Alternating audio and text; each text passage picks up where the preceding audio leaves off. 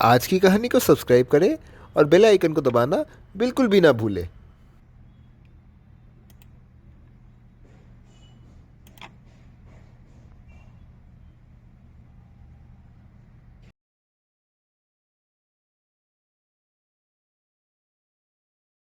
यहाँ पर बगदाद नाम का शहर था। वहाँ पर बहुत सारे व्यापारी काम करते थे। उनमें से एक व्यापारी था जिसका नाम सिंदबाद था। उसके पिताजी का अच्छा कारोबार था। वह अपना सारा पिताजी का धन अपने कारोबार में लगा लिया था। सिंदबाद रोमांचक था। वह अपने मित्रों संग एक जल यात्रा करने सामान लेन देन का व्यापार करने की सोचता है। वह अपने मित्रों के संग समुद्र की यात्रा करने को जाता है। वे 2-3 दिनों तक यात्रा करते हैं।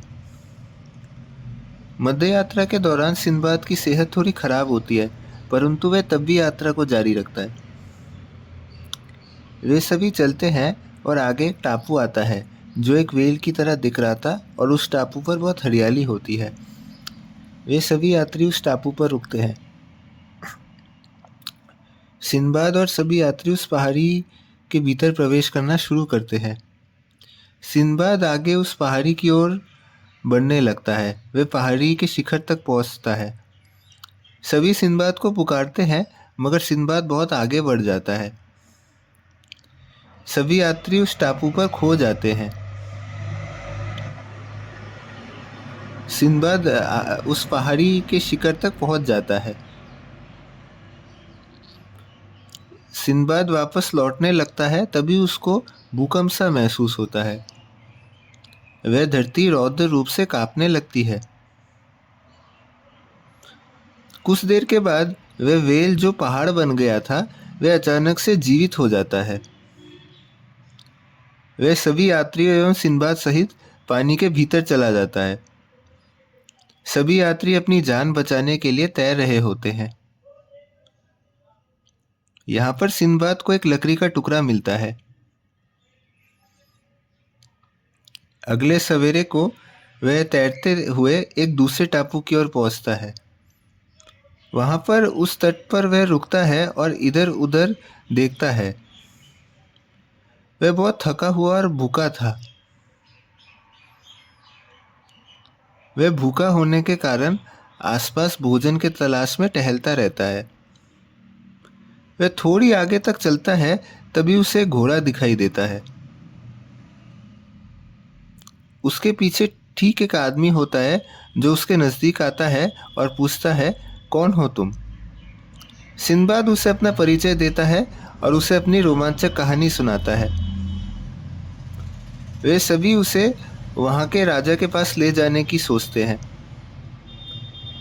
उस आदमी को सिंदबाद की कहानी रोमांचक लगती है और वह अपने मित्रों के पास उसे गुफा को ले जाता है। वहाँ पर कई दूत उस राज्य के राजा होते हैं। वे सभी सिंदबाद को फल एवं सामग्री देते हैं। वे सभी सिंदबाद की रोमांचक कथा सुनते हैं और वे सभी उसको राजा के बारे में बताते हैं। उस राजा के घोड़े थे जो हर संध्या के समय उस टापू के तट पर आते हैं। वे वहाँ राजा से मंजूरी लेने के बाद वे सिंदबाद को अपने शहर पहुँचाने को कहते हैं। संध्या के समय सिंदबाद को राजा के दरबार के निकट पहुँचाया जाता है। वहाँ पर राजा सिंदबाद से पूछताछ करता है। सिंदबाद राजा के दरबार को हाजिर होता है। राजा उसके यहाँ पर आने के बारे में पूछता है। सिंदबाद उसे अपना परिचय देता है और उसे यहाँ पर आने का उद्देश्य बताता है। वह बताता है, मैं व्यापार के मौके पर अपने मित्रों के संग यहाँ पर आया था। मेरा जहाज डूब गया था और किसी प्रकार से बचकर मैं यहाँ पर आया हूँ। राजा सिंदबाद की बात पूरी सुनता है और उसको वापस अपने शहर की ओर जाने का आदेश देता है। सिंदबाद अपने गृहस्थल की ओर रवाना होता है। वह जहाज पर सवार होता है।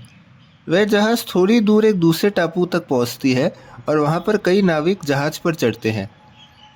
उन नाविकों के संग कई व्यापारी भी जाते हैं जो बगदाद शहर में सामान लेन देन का कार्य करते हैं। उनमें से एक सिंबाद का साथी था जो कि जहाज के डूबते वक्त अलग हो गया था। वह सिंबाद को देखकर बहुत प्रसन्न होता है और सिंबाद अपने शहर को लौटता है। सिंबाद अपने परिवार को जा मिलता है और उसका परिवार उसकी यह रोमांचक भरी कहानी सुनता है।